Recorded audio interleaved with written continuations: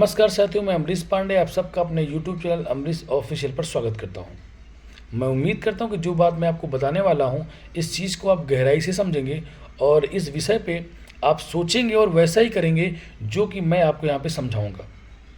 देखिए, TRE 2 और TRE 3 मैंने दोनों पेपर दिया था और मेरा दोनों में 2 नंबर से सिलेक्शन नहीं हुआ। आप मेरे रिपोर्ट कार्ड को, आप मेरे रिज़ल्ट को हमारे यूट्यूब चैनल अमरीश ऑफिशियल पर जाके कम्युनिटी चेक करेंगे, जहाँ पे मैंने अपने रिज़ल्ट को अपलोड किया हुआ है। अब मेरा सिलेक्शन नहीं हुआ, उसके लिए जो रीज़न है वो है जीएस का पेपर, जीएस का कॉमन पेपर। जीएस के कॉमन पेपर में मेरे मार्क्स कहीं ना कहीं कम हो गए और उसके लिए मैं ही जिम्मेदार हूँ, क्योंकि पेपर का जो लेवल था वो तो ठीक था, लेकिन मेरी शायद तैयारी जीएस की इतनी अच्छी नहीं थी कि मैं पूरे क्वेश्चन कर पाता या मैं 50% से ज़्यादा क्वेश्चन वहाँ पे कर पाता। अगर आप मेरा रिपोर्ट कार्ड चेक करेंगे तो आपको ये देखने के लिए मिलेगा कि TRE 2 में मेरे जीएस में मार्क्स 26 थे और मेरा मैथ में जो मार्क्स था वो मेरा 52 था। तो टोटल ऐड करके मेरे मार्क्स बन रहे थे 78। उस समय जो मैथ का पेपर हुआ था वो पेपर एक अच्छा सिलेबस उसका डिसाइड किया गया था और अच्छा पेपर बनाया गया था, तो मेरा वहाँ पे 2 नंबर से सिलेक्शन नहीं हुआ। उसके बाद आप अगर देखेंगे तो TRE 3 में जो मैंने पेपर दिया, मेरे मैथ में जो स्कोर था, जो मेरे सब्जेक्ट में स्कोर था, वो 90% के आसपास था। 90% मैंने अपने सब्जेक्ट में स्कोर किया, लेकिन जो हमारा जीएस का कॉमन पेपर था वहाँ पर मैंने केवल 50% ही गेन किए।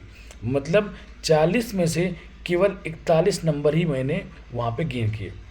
तो 40 नंबर से 21 नंबर जब मुझे वहाँ पे मिले तो टोटल मेरा नंबर हो गया 67 + 21, 88 मार्क्स मेरे हो गए और इस बार भी मेरा सिलेक्शन 2 नंबर से नहीं हुआ। तो मैं आपसे ये कहना चाह रहा हूँ कि आपका सब्जेक्ट कितना भी बेहतर हो, लेकिन जो आपका कॉमन पेपर आएगा, कॉमन पेपर पे आप विशेष रूप से ध्यान रखिएगा, क्योंकि अगर आप कॉमन पेपर को हल्के में लेते हैं तो ये आपके सिलेक्शन को कहीं ना कहीं 1 नंबर 2 नंबर से रोक देगा।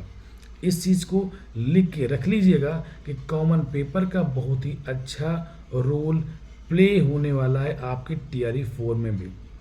आप मेरे मार्क्स को देखेंगे तो आपको भी ऐसा लगेगा कि अगर जीएस में मेरे 1 नंबर 2 नंबर ज़्यादा होते तो शायद मेरा सिलेक्शन हो जाता, क्योंकि अपने सब्जेक्ट में 90% स्कोर करना कम शायद मेरे हिसाब से नहीं है, लेकिन फिर भी मेरा नहीं हुआ सिलेक्शन।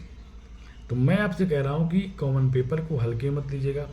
कॉमन पेपर के लिए अपनी तैयारी बेहतर रखिएगा। आपको जीएस में क्या पढ़ना है, आपको करंट अफेयर्स में क्या पढ़ना है। 3 से 4 क्वेश्चन आपके करंट अफेयर्स के होते हैं जो कि आपके रिजल्ट को डिसाइड कर देते हैं।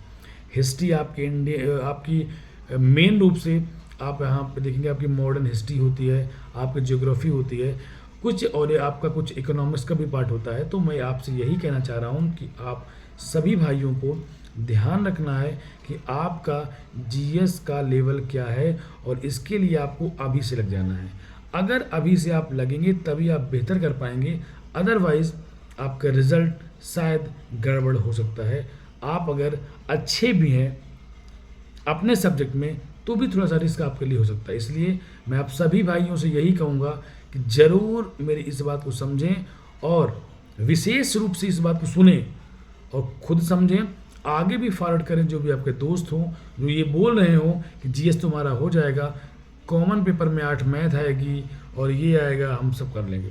विश्वास मानिए, मुझे पता है कि 8 मैथ आएगी, 8 मैथ आप पूरा कर लोगे, लेकिन फिर भी जो जीएस आएगी उसको भी आपको करना ही करना है। तभी आप कॉन्फिडेंट होके वापस आएंगे बिहार से कि हाँ हमारा सिलेक्शन यहाँ पे हो गया। अगर आप बिहार के हैं तो कोई बात नहीं, बिहार के नहीं भी हैं तो भी इस बात को समझिएगा, अदरवाइज़ प्रॉब्लम आपके साथ हो सकती है। तो और बाकी मैं अपने रिपोर्ट कार्ड को वीडियो में मेंशन कर दे रहा हूँ, आप एक बार जाके देख लीजिएगा।